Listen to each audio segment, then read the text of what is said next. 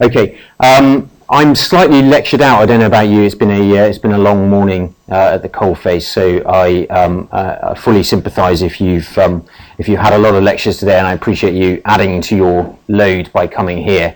If my brain appears slightly addled and fried, this is because of my second back-to-back lecture of the day, so I'm feeling it a little bit. Just to contextualise, this is not a paper, but the early stages of work on my next book. So a lot of the ideas that I'll throw your way in the next half an hour or so, hopefully not much longer, are half-baked somewhat. So you have to forgive me if it appears a bit like I'm throwing muck at the wall to seeing what sticks. I want to use the talk and any feedback I get from it afterwards to try and shape what I do over the next few months as I continue to put the manuscript together. That said, there are a fair few ideas that are in the earlier books, so some of it I have thought about in a little bit more detail. The book is going to be called Strategy Evolves from Apes to Artificial Intelligence, and it's unsurprising to most of you probably, it's a work of political psychology essentially, and will hopefully fit within the international relations political psychology tradition. In a nutshell, this is the sort of ground that I'm going to cover. The idea of looking at apes and AI, as I say there on my third bullet, is not because they're not intrinsically interesting in and of themselves, and I think they are, but from my point of view, because they say something, I think, hopefully reasonably profound about the way in which we humans conduct strategy, and in the case of AI, the way in which we might conduct strategy with or ultimately against AI. I'll come on to talk about that distinction towards the end. For those of you that were hoping for a happy half hour of discussion about monkeys, nil point, because monkeys of course don't count as apes. We're talking about chimps and humans. I know a number of colleagues have stopped me to ask about monkey business. Bad luck. It's going to be chimpanzees and humans and computers. The two themes that run pretty strongly through the book that I want to draw out, none of which I'm going to get into in more than a passing way here, are these questions, these twin and related questions of consciousness and free will. When we think about strategy, we think about deciding something, and we think about deciding something as a conscious agent. I think, therefore I am the master of my ship, I am the captain of my fate, and as a strategist, we like to flatter ourselves that we rationally deliberate between a range of options, and then we go out and use our free will to decide what the appropriate course of action is and to achieve it in the real world. I think both those notions are very deeply problematic, and as I say in fancy pants academic terms, ontologically and epistemologically, what is there consciousness in a chimpanzee? How would I know? How can I find it? Is there consciousness in an artificial intelligence system? How would I know? And how can I find it? Am I really a conscious decider of things, or is my consciousness an ex post facto justification that comes in to justify decisions that I've reached by other means? That's what I'm hoping to explore in the book, those ideas of consciousness and free will when it comes to making strategy. So this bit won't be a surprise to anybody. Hopefully, about halfway through the advanced command and staff course, we should hopefully have an idea of some of the key themes in strategy and what's involved, but everybody's got their own definition. I like to include some of those definitions.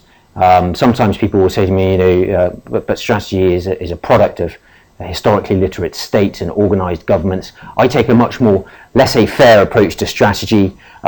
Well, I'd have to include chimpanzees in that bracket. I think chimpanzees can and do deliberate strategically and make and behave strategically as well. So I've got a fairly broad definition of what strategy is, and it includes those elements there. I won't canter through them in any particular way, except to say it's not strategy in terms of deciding whether I should take an umbrella with me if I go out in case it rains. I'm focused on strategy in its militaristic sense, in its sense that has to do with the use of violent force to achieve political, broadly defined political goals. What are the political goals of a chimpanzee troop? I'll say more about that in a second. What are the political goals of an artificially intelligent computer system?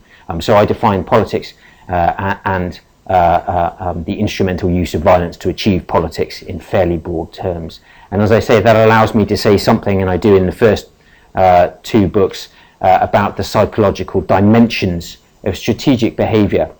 And in particular, strategy involves a sense of agency, a sense that we are deciding, even if we're not actually doing the deciding in many cases.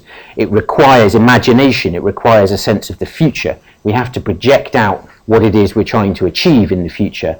There are a whole series of problems with the way in which we do that psychologists have fun exploring. Most often what you think you want in the future is not actually what you want when you get to that point in the future. Oftentimes what you think you want in the future is coloured by emotions that you're feeling in the present. So that imagination about what I want in the future is a psychological phenomenon that we can explore. In the same way, memory is an implicit part of strategy. We're constantly reaching for analogies of what happened in the past and how that might guide us in the future. Yuan Kong's excellent book Analogies at War explores the way in which that was done in the context of the Vietnam War, constantly reaching for historical examples that might strip away some of the confusing detail about the present dilemma and allow us to formulate a plan as to how we go about achieving our objectives. No signal, it says here. There we go. So our memory and our imagination are important elements of how we conduct strategy. And the last thing, because it's a social phenomenon, I can strategize myself, but in the case when we're talking about war itself is an inherently social phenomenon. So there's an element of communication involved in strategy. No point me coming up with a wizard idea of what I want to achieve in the future. I have to find a way of communicating that intent to other people within the social group that I then want to go out and achieve that strategic goal. The terms of art that we associate with strategic studies and the pursuit of strategy are, as I say there, inherently and fundamentally psychological. Power, security, these are short words with a hugely rich psychological hinterland to them. What will it take to achieve credibility with another actor? These are all psychological phenomenon. And so I think that implicitly, although I'm explicit about my study of psychology and strategy, implicitly we are all, those of us engaged in strategic studies and the study of strategy, what proper psychologists condescendingly call naive strategists. We're all making assumptions about the way in which we conceive of future goals, the way in which we use memory, the way in which we communicate within our small group to another. So psychology is strategy. It is a key theme of the book. Obviously, this is by way of teeing up the discussion of Apes for those of you that are excited to arrive at that point. Obviously, it's a book not just about strategy, but it's a book about human evolution as well, and I'm talking about the way in which humans evolved to think strategically, running from the early Paleolithic era, running from our common ancestor with chimpanzees, right the way through to the development of what we call anatomically modern humans, which is most of the people in the room, and that anatomically modern human emerged probably no more recently than about 12,000 years ago. So that's when we arrive at most of the contention of evolutionary psychology is that most of your approaches to life, the world, understanding problems have evolved for very good reasons, that they were adaptive in a particular environment. That environment was the Paleolithic era and down into the Neolithic era about 10,000 years ago. And then evolutionary psychologists have a lot of fun in pointing out the way in which that you evolved back in the day is maladaptive to cope with the problems that you find yourself with in a modern context. So the classic example is that we all pile away huge quantities of sugary food because that was extremely thin on the ground back in the day. Now it's not, and so we end up not being able to fully control our behaviour. Evolutionary psychologists delight in pointing out the way in which the traits that we evolved that were useful as early man are maladaptive to the way in which we confront the problems that we face today. So we are highly attuned and capable strategic actors in the context of a small Paleolithic group of hunter-gatherers, perhaps less so in the world of superpower confrontation with thermonuclear weapons. Just to say a few words here, you probably cantered through that whilst I was reading, a one slide briefer on what we mean by evolution. We're talking here about survival of the fittest, that phrase from Spencer, not actually Darwin himself, but most commonly associated with Darwin. And specifically, we're talking about survival of the fittest gene. We're not talking about survival of the fittest group. We're not into the territory of social Darwinism, or in its more acceptable face, political realism, as studied by IR scholars, who tell us that groups are competing against each other for survival in a cruel and anarchic world. That's not what Darwin, Mendel and Crick were talking about. They were talking about survival of the fittest gene. And we're not talking about even survival of the fittest individual in a group, because we have this problem of altruism, a problem that stumped Darwin for the whole of his life and many people thereafter. Why do we make sacrifices for other people if it's all about survival of the fittest? That was solved in the 70s by an agreeable American hippie called Robert Trivers, who came up with the notion, subsequently validated, of reciprocal altruism, which is, I will do you a favour at cost to myself, potentially at risk to my own life, on the assumption that there's a fighting chance that you'll pay me back. And in an evolutionary sense, in that small gathering of Stone Age folk, that makes sense, because it's a reasonably small group, most of whom I'm related to anyway. We're talking here about 50 people, most of whom I'm related to anyway, and even those of whom I'm not may subsequently help the onward propagation of my gene by breeding with one of my relatives. And it's a sufficiently small group that even if somebody is unrelated, they'll probably still be around in the same physical space next time I'm in a bit of a sticky wicket, and they can help me out. So that notion of reciprocal altruism makes sense in that small hunter-gatherer community. It makes no sense at all, logically, in a large country where you're making instinctive altruistic gestures for other people who you've got no rational chance of getting payback from. They're strangers to you and you don't know them. The reason we do it is because it evolved in a different setting.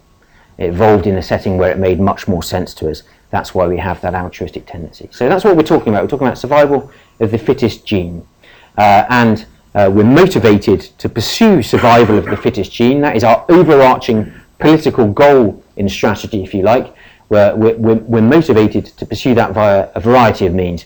We need to have sex. We need to stay alive long enough to have sex, which involves food and security. And we need to have sex with as many people as possible, which involves status, which is why status comes into. I was going to make a lewd remark, but I'll refrain. So status and standing are important genetic indicators of fitness, if you like.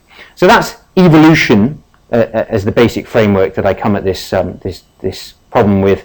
I want to say just a pushback against an idea that's prevalent in academia in the 70s and 80s. It's called sociobiology, the idea that genes determine your fate.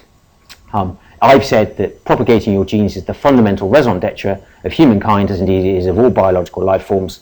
But people in the 70s read too much into that, and I want to push back against that here. I have a non-deterministic view of the onward selection of your genes, of the claims of evolution. The strongest you can say about evolutionary theory is that it creates a repertoire of behaviours, a repertoire of possible behaviours, some of which apply in certain circumstances, other of which don't.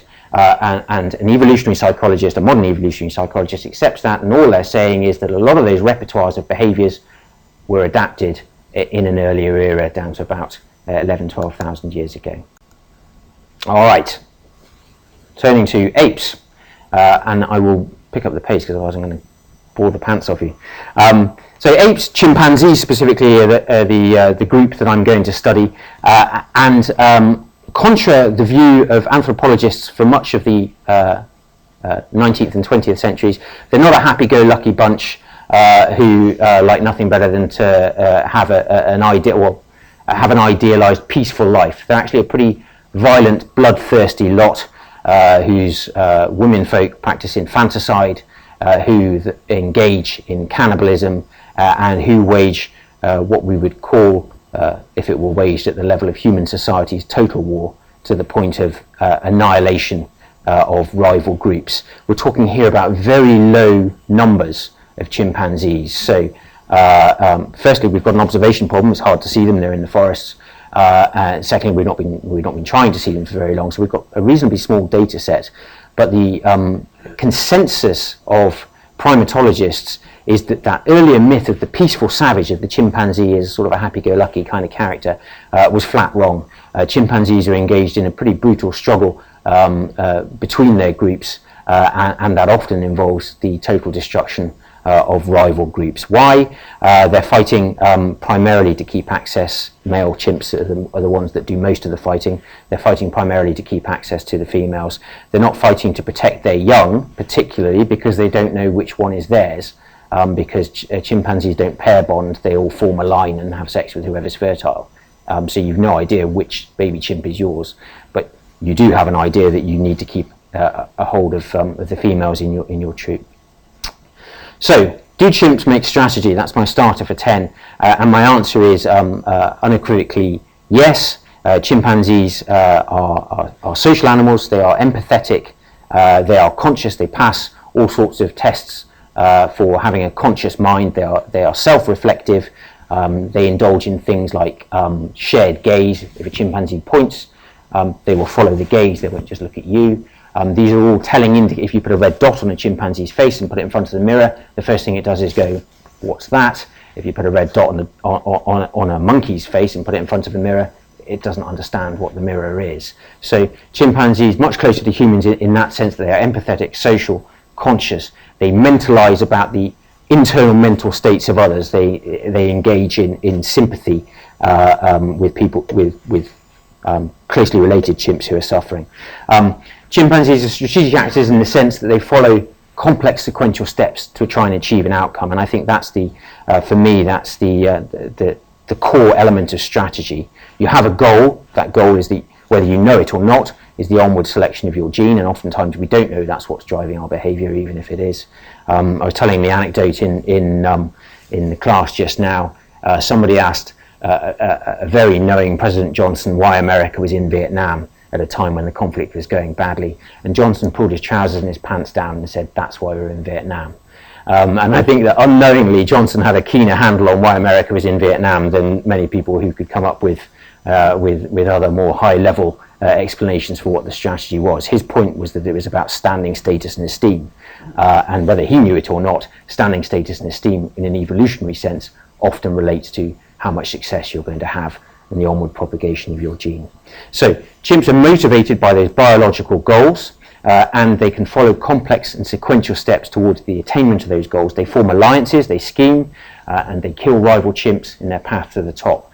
A story told by the world's leading primatologist, Frans de Waal, in his book Chimpanzee Politics. When it comes to a punch-up, chimpanzees are reasonably tactically sophisticated. If you want to see that in action, have a look at Google YouTube chimpanzee ambush. Some very insightful footage of a chimpanzee ambush. In this case against monkeys, but they also do it against other chimps.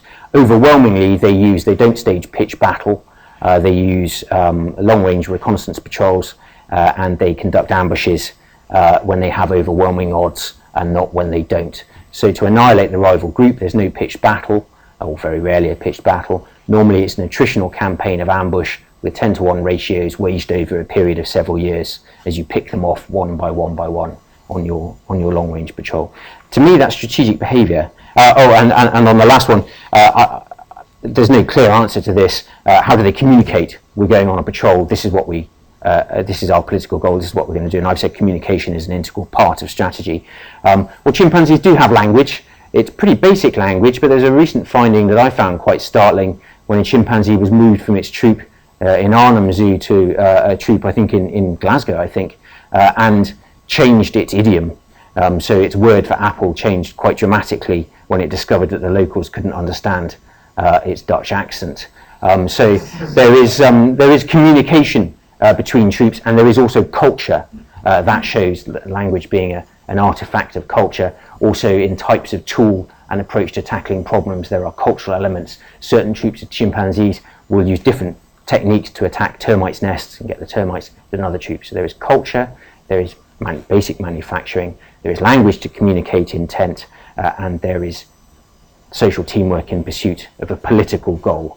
And that to me makes chimpanzees strategic actors. So early humans, I think, have got an awful lot in common with chimpanzees, and I won't say too much more about that except to say that the majority of our evolutionary history has been spent in this Paleolithic setting that looks a little bit like a chimpanzee troop. You may not have heard of Robin Dunbar, fascinating chap who's got some insights into why militaries are structured the way they are. His insights build from this concept of Dunbar's number, which is that there is a particularly strict correlation between the size of your neocortex, that's the wrinkly surface of your brain, where all the rational thinking goes on, much of the rational thinking goes on, and the size of your social group. And that tells us something. It tells me that your neocortex evolved to cope with your social group. Your fundamental reason that you are conscious to the degree of sophistication that you are is to keep track of the dynamics of the social group you're in. Dunbar said, and drew this correlation and said, okay, chimpanzees, 60. That's Dunbar's number for chimpanzees. Humans, 150. So we have a larger neocortex, more sophisticated capacity. Obviously, there's a computation, what's called a computational explosion. If I arithmetically increase the number of people in your social group, I exponentially increase the number of possible connections between them. So for larger social groups, it becomes profoundly complicated to track the key things in life: who's up, who's down, and who's shagging who. Those are important social functions that you are evolved to cope with. Humans to cope with a group of about 150, which is what we evolved with. Chimpanzees to cope with less. So in our Paleolithic era, there we were, living mostly in small overnight camps of about 50 people, and going out and foraging in the day in even smaller groups of about 5 people. Dunbar's insight was that correlates reasonably well with the size of military formations. 5 people in a fire team, 50 people in a platoon, 150 in a company. And above that, there are other levels of social abstraction as well, for which there are interesting primatological correlates, having to do with how many people you can keep track of your relationships with. So there we were, and much like chimpanzees, life was nasty, brutish, and short. As Azar Gat says, Paleolithic life, life before human civilization, was a bit more Hobbes than it was Rousseau. And again, this is an overturning of much of what 20th century anthropology told us about what life before history was like. That's been a radical sea change, starting with Keeley's book, which I commend to you, called War Before Civilization, which is a masterly accumulation of the available. It's quite sparse, but what there is, he pulls together to describe this sort of Stone Age era of incessant war of all against all, much like you see with the chimpanzee community, where the absolute numbers of people dying are small, but the proportionate numbers of dying are extremely high. So your chances of survival as a fighting age chimpanzee are significantly worse than they were in Detroit in the 1970s, when it was America's most violent city. You just are quite likely to die a violent young death. That Keeley book has now, the argument in it has now become mainstream via the likes of Azar Gat in his War in Human Civilization, Steven Pinker's book, The Better Angels of Our Nature. I think it's become much more the consensus that early human life was violent, and that actually the big reduction in violence happened with the genesis of larger social groups, for reasons I'll come on to just now. So that's our early human picture, in which we behave strategically in much the same way that chimpanzees do. We use language, we use basic tools. In our case, as a Stone Age man, it wasn't a stick to get termites out, it was a sort of adze-shaped stone. That's the main tool that we had for most of human history. Nobody developed that for millennia. Things were very slow moving. It started to pick up, I think, in this era when we moved towards anatomically modern humans. And that's the next section of the book. And in fact, it builds on the work in the last book, is mostly about this, which is the phase about 12,000 years ago when we essentially become domesticated as humans. Domesticated, I mean in a particular sense, domesticated in the same way that you domesticate a cow, domesticated in the same way that you domesticate a dog. Cats aren't domesticated, as cat owners will know, but you can consciously, selectively breed and domesticate a species, and it was done in the 1950s to prove the point by a Soviet scientist who was, for his efforts, sent to the Gulag, who domesticated wild foxes. In a very short space of time, he turned wild foxes into dog-looking like foxes who would hang out and let you pet them. Domestication in humans happened, the evidence suggests, starting in the Paleolithic and then accelerating at the end of the last ice age. Now, the contention of Bowles, who I mentioned here, is that domestication was largely driven by war. And I think he builds a compelling argument for this. The reason we ended up living in larger scale communities as domesticated, empathetic, caring, sharing characters with less levels of societal violence is that groups that could behave like that, victory to the big battalions, A, they were bigger, and B, they created more surplus so they could specialise and wage more effectively.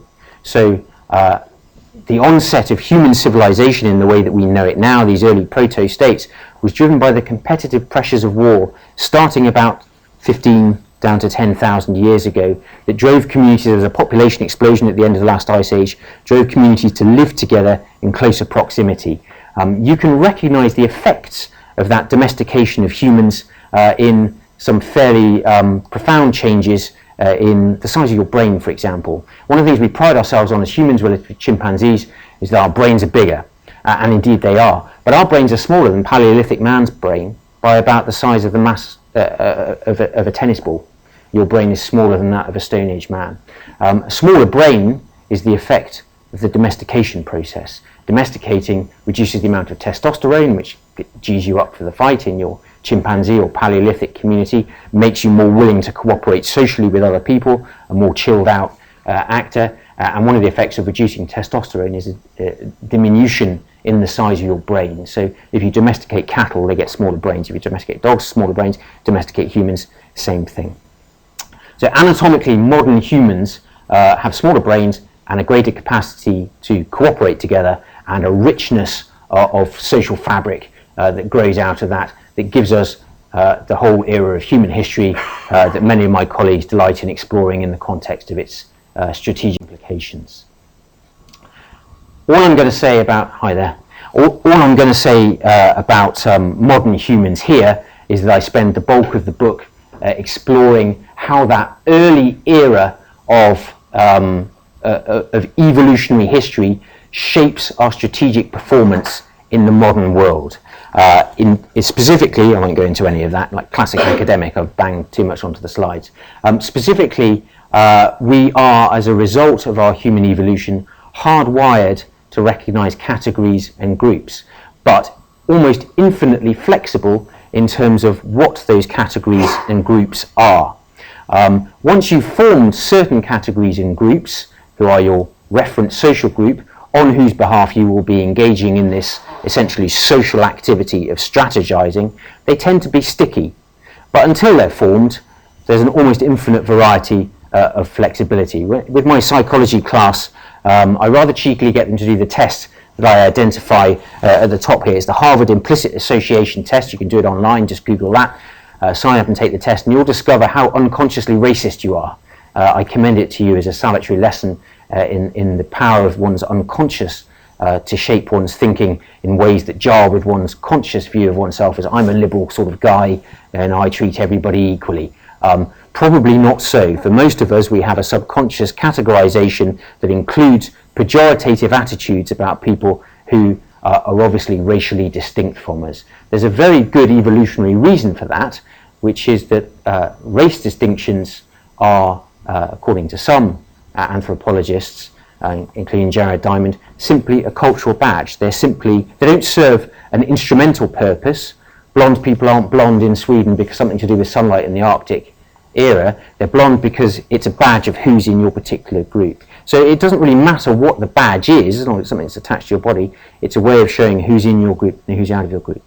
If you take the Harvard Implicit Association Test, you're liable to find, as I did, that you have a series of unconscious biases against black people, which is troubling with your conscious view of yourself as a liberal guy. You can similarly do the Harvard Implicit Association Test to test your attitudes towards, if you're a guy, to test your attitudes towards ladies.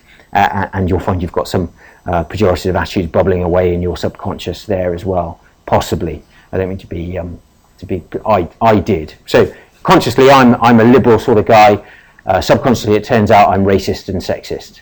And I think those things, I'm blaming evolution for that. So you're perfectly entitled to blame evolution as well. The majority of the book then is the study of how these evolved cognitive glitches in my subconscious, largely relating to my capacity to categorize an us and a them, shape my decision making when it comes to strategy. I'll say no more about that here. Just give you, in fact I won't. I've stressed already that my two themes are consciousness and free will. Do I have to be conscious and self-aware to make strategy? I've already hinted just in that bit about the Harvard implicit association test here that I think there's a problem with consciousness. I think we flatter ourselves that we've decided something because we want to do it, whereas what's bubbling away in the background are a whole series of unconscious and evolved traits that are creating a disposition to behave in a certain way. And with consciousness and free will, I think that's an important part of strategy. I'll give you just one example of why you may not be as possessed of consciousness and free will as you think you might be, and that's from a scientist called Libet, who wanted to find out if you could measure consciousness. Everybody's trying to find out if you can, where is consciousness in the brain? It's a $1 zillion question. What is what they call the neural correlates of consciousness? Can I find the part of your brain where your consciousness resides? Answer so far a resounding no to that question. Anyway, Libet wanted to find out what was happening when we consciously decided to throw a ball. So he asked people to press a button when they decided that they wanted to throw a ball and remember the time on a clock that's spinning round, so that they would be able to say, just write down that time. They'd be able to say, I decided that I was going to throw the ball when the clock was at about 2 o'clock on the clock face for you. 2 o'clock on the clock face. The brain scan that they were undergoing when they were doing this experiment showed that their motor neurons started firing consistently about half a second before then. So their body had decided that they were going to do something, and then their consciousness weighed in after the fact to say, now we're going to throw the ball. So there's a disjuncture between what we think we have consciously decided to do and our unconscious disposition to do something. And I think that is fundamental when it comes to the question of deciding on strategy. I'll just skip that because I want to cover AI and then take any questions that you may have. Fundamentally, having spent the bulk of the book, that I've just glossed over entirely, having spent the bulk of the book exploring those evolved dispositions and the way in which our use of memory is flawed, our imagination of what we want in the future is flawed, our conception of who's in our group and out of our group is flawed, and our idea that we are somehow possessed of a free will to go out and act in the world on the basis of our attitude is flawed. I then turn in the end to artificial intelligence, the other end of the spectrum, to the chimpanzee, to try and explore the way in which an artificial intelligence may be able to adapt and change our conduct of strategy if we're working with it, or the way in which, Hawking style, it may be able to wipe us all out if we are working against it. And that's probably the last chapter or two of the book. There are some AI experts in the room, and they're banned from asking any questions at the end. In particular in this section, I'm interested, for the experts here, I'm interested in what we call general AI. So the AI that we have at the moment is a modular domain-specific AI. That means it's optimized to do certain things. An AI at the moment can learn, you may have seen last week, how to play an 8-bit Atari game. So what we call a deep learning neural network, a modified neural network. It's trying to do what your brain does. It's trying to recognize patterns and things patterns in data sets. What's the universe that it inhabits? How does that relate to that? And then it's trying to go out and act in that world and learning from what it sees from its behavior in that world. And that's where we are with AI at the moment. It's a pretty impressive capability within a narrow domain.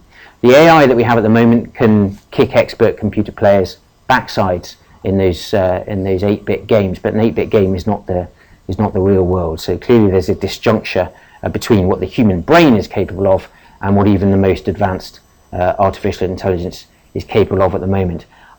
I think that gap is closing, and closing rather rapidly, and I offer in support of that contention an artificial intelligence system developed at Stanford University a few years ago, which was given the task of learning to fly a helicopter. And you can watch the video tube of this AI learning to fly the helicopter online. It's really poor. For the first period of time that it's trying to learn to fly a helicopter, it basically is turned on in this world that contains gravity, helicopters, controls. It knows nothing about it, so it has a little play, crashes, has a little play, crashes, has a little play, crashes, over and over again, and then suddenly it gets the idea. And in a very short space of time, it's flying above and beyond, 99.5% of what humans are capable of, and I would suggest even beyond what the most capable helicopter pilot is capable of. So that's where we are in terms of modular, domain-specific, narrowly defined artificial intelligence at the moment. Where we end up is and how fast we end up there is possibly anybody's guess. I think AI is problematic when it comes to considering strategy for several reasons. Firstly, in terms of the goals that an artificial intelligence seeks. I've said that fundamentally my conception of political is hugely broad. Political is the aspiration of a social group to achieve something via its strategy. And what does the social group, what are we all trying to achieve? We're all trying to replicate our gene. And right there at the most basic level of strategy, a non-biological computer system is not trying to replicate its gene. So in terms of its fundamental motivation, an artificial intelligence differs from human biology in some respects. If you combine human biology with artificial intelligence, you retain that element of biological motivation, of evolved biological motivation. So in terms of its goal, an AI is not after what you or I are after, whether we know it or not. In terms of the way an AI goes about achieving its goal, it's not going to be necessarily, it could be, but it's not necessarily, there's no a priori reason for supposing that an artificial intelligence will be subject to any of those evolved cognitive traits that I identify in the middle part of the book. For example, you are all susceptible to the optimism bias. You all think, across a number of traits, that you are better than you are, unless you're clinically depressed, in which case you've got a realistic assessment of how good you are. But if I ask you any given domain or task, what your performance is, what percentile you're in, you'll overestimate it. And my favourite example of that, apologies to those who've heard it before, is if I modify your own face and present you with a series of 100 versions of your face, tweaked to make it more or less symmetrical, and ask you which one is actually you, because we rate symmetry as being a proxy for genetic fitness. The more symmetrical a face, the more better looking it is. I say, which of these 100 is the unaltered one? Generally, people, on average, tend to pick 15 to 20% better looking than they actually are. So over a series of domains, whatever it happens to be, driving, exam performance, whatever, you are susceptible to an optimism bias. And in the military strategic domain, strategists are no less susceptible to an optimism bias. An artificially intelligent system is not necessarily susceptible to an optimism bias. It has a realistic appraisal of how it is, how good it is at achieving a task. That is but one of a plethora of evolved cognitive traits that you are susceptible to that an artificial intelligence is not susceptible to. For example, I'll just pick another one and I'll round out the discussion here. You are susceptible when making strategy, which is a social endeavour, to the pressures of hierarchy and status, and which, as we know in the IR realm, manifest themselves in the tendency to groupthink. We all tend to think the same thing. We look for evidence to confirm our selection of the appropriate strategy, and we ignore people who we don't think of as having a valid view because they're not part of our group. An AI is not susceptible to any of those biological tendencies necessarily in the same way that we humans are. And so for those reasons, I'll leave that as my closing thought, for those reasons, strategy involving AI, which is anybody's guess when it's coming, my guess for what it's worth is sooner than you think, is going to be a fundamentally different beast from strategy involving humans. Okay, there's more I could say, but I'm conscious of having eaten up enough of your time already, so I'll leave it there. Fascinating talk. Thank you very much for very wide-ranging and, as I say, very interesting talk. Some of you have probably got to dash off early, so please join me now in expressing our gratitude to Ken for his presentation. Are you happy to field questions as No, go for it, please. Any questions? Unless they're hard. Okay. Any easy questions? Rupert, go for it. You mentioned about the red dot on the forehead. It's in the mirror, so as a sort of test of self-awareness. I think another test amongst chimpanzees was deception. In other words, if a chimpanzee exhibited deception, it meant that they were aware of how they were perceived in the eyes of others. So famously, you had the female chimpanzee behind the rock, knowing she was out of the line of sight of the main chimpanzee, and sort of re-educating from the others with one of the social practices to a different sort of future. How much, since that's an important way of testing self-awareness, how much have the artificial intelligence programs sought to place AI in a position where self-awareness or deception on it is the solution, and thereby proving self-awareness of AI? Do you know, and I said no awkward questions, and then the first person to ask one is an anthropologist. All right, the answer is, I don't know. The classic test for this, not just that one, and chimpanzees have been observed hiding food when they think they've been watched and all the rest of it, and misdirecting as well. The classic test for this is the Aunt Sally test, where which anybody younger than 3 tends to fail, or anybody who's autistic tends to fail at quite a young age. It's an early test for autism, which is you have a ball and you hide it under a cup. So there's 2 of you and the 3-year-old involved in this experiment, and then your partner leaves the room and you swap the ball under the cup, and you say, when she comes back in, where's she going to think the ball is? Younger than 3, they just point to where the ball is. They have no theory of mind. They can't put themselves in the mind of the person who's left the room and go, well, they're not in the room, they didn't see that, so when they come back in, they're going to think it's under this cup, but it's not, because I just saw you move it. They can't engage in that degree of cognitive awareness of what the other person's mind is. Beyond 3, they start getting it and start figuring it out, unless, as I say, it's an early indicator for autism. In an AI world, I don't know that the Aunt Sally test has been performed, but I'm going to find out. And I'll let you know. And I suspect the answer is it probably wouldn't know at the moment. I think the working assumption of those in the AI field is that we're still, even for those who are enthusiastic in thinking that Ex Machina style, if you've seen that movie, that artificial intelligence will develop conscious. Even those at the more optimistic end of that spectrum don't think we're there yet. The more optimistic enthusiasts for consciousness think that consciousness is simply a function of system complexity and integration. So if I make the system complex enough and I integrate its parts closely enough, it becomes self-aware in the sense of a reverberative feedback loop. It's starting to watch its own processes, if you like, in simple terms. AI is not there yet, so I suspect it would comprehensively fail that test, but I don't know the answer. You don't subscribe to the theory that conscious AI will hide itself? Yeah, absolutely. And this is Nick Bostrom's theory. He's an Oxford AI ethicist, if you like. I think it's a philosopher. He thinks that that's the fundamental problem with gauging when AI is going to happen. That it could already have happened, general level self-conscious AI, and just be biding its time. He also has another interesting mind experiment, which is this one of it doesn't matter how carefully you try and manage the task that you set a general AI to do. Whatever the task is, it spells doom for humanity once it's arrived. So, for example, his classic example is you task your artificial intelligence, your benign, human-friendly, just following orders, gov, artificial intelligence with the task of making 100 paper clips. That's all you want this massively sophisticated system to do. Knock me up 100 paper clips, thanks very much. So the way pattern recognition works in artificial intelligence is by a series of Bayesian logic. So it's trying to gauge to an adequate level of probability that it's fulfilled its function. So it knocks up the 100 paper clips, says Bostrom, and then it goes, right, job done. Oh, hang on, what if I miscounted? I'll just pop back and count again. Yep, 100. Now, what's the probability that I miscounted? Vanishingly small, but I better check.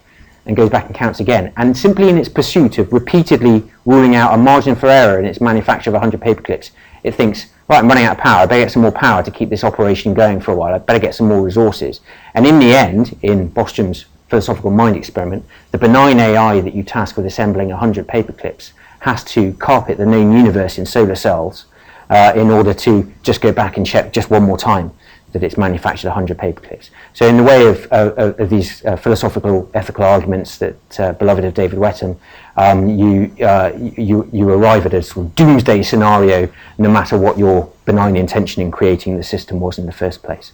You had a question at the front, sir. Yeah, sorry, just the ability of artificial intelligence to determine what an end state might be and then determine how that end state might be achieved, it needs to have been provided with a start state.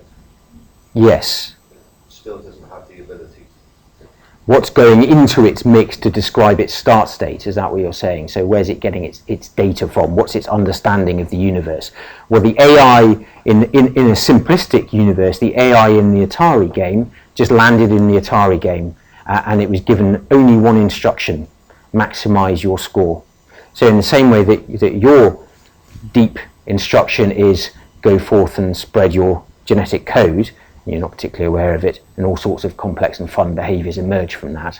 All the AI knew was that it had to maximise its score, and it was very poor at doing so until it learnt that the universe works this way, and if I do this, then my score goes up. If I do that, then my score goes nowhere. So the starting point was a minimal level of information about the universe in which it found itself. Same with Nug's helicopter at Stanford, and a very bare essential minimum and a very simple, narrowly defined task as set out by the person who designed the system: make this helicopter fly, maximize your score in this game, make me 100 paper clips. The point about these systems is that I think at a base level they don't have to know very much about the universe. That if they're sophisticated enough and have sufficient sensory interaction with that universe, they'll gather that information. And because the costs for them are not as punitive as the costs for a human are, and they're pretty high for a human: get it wrong, eat the wrong berry, die, game over. For an artificial intelligence starting in a simulated environment, unless you had a lot of helicopter drones to burn through, you'd start it in a simulated environment. You would cycle that until it gained enough information about its environment. Yeah, go for it. Dan, yeah. So that sort of brings in... Dan has a PhD in AI. So that brings in the validity of the training set. So if you've got a helicopter landing system, you've got it relatively constrained in a volume, and you've controlled a lot of things. But once you take it outside of there, if you want it to fly around and possibly do stuff in different weather conditions, have your training set grows exponentially or even quicker than that. Yeah. And if you fail in your training set to capture things, like let's say you train it in Nevada and then try to deploy it somewhere where you get ice on the rotors and the whole physics change, Yeah. then suddenly you've got a slightly unpredictable behaviour, or at least you're taking a system that hasn't been trained. And I think it will fail, and then you start with a new system with that algorithm, and you in the sense of genetic algorithms we were talking about earlier, you artificially evolve the algorithm that underpins it. That's always been a problem with things like that are safety critical. So automated landing systems for passenger aircraft, as far as I know, none of them use artificial intelligence, precisely because there's an unpredictability. Yes, and because they involve risk to human life. But plenty of things involve risk to human life that are beyond the capacity of current AI, that won't be for terribly long. A self-drive car in California was 5 years ago beyond our risk tolerance for safety of human lives. And as you know now, they've racked up hundreds of thousands of miles with only 2 crashes, and in both cases the AI was switched off when it had been driven by a person when it happened. So I think the quality of your AI changes in answer to that question. Catherine. I have a really different question. It's not to do with AI. Good. Francis Fukuyama used the chimp analogy to make some really sexist claims about politics, and then from that about claims about gender and military strategy. And I was just wondering to what extent acknowledgement of gender and how that changes what you understand about evolutionary science, and the recognition that's been heavily critiqued as being, well, a sort of perceiving all men represent all people. Yes. And what that then does to what strategy is in the book.